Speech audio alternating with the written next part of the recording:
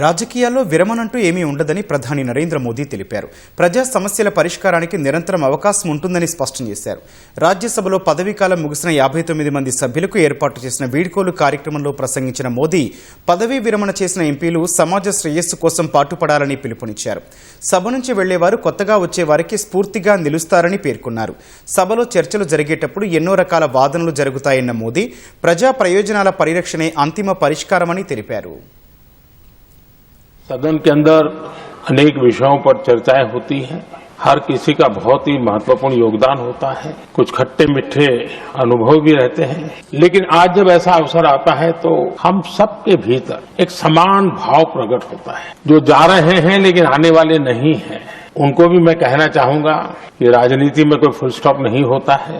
आपका अनुभव, आपका योगदान राष्ट्र जीवन में हमेशा हमेशा बना रहेगा।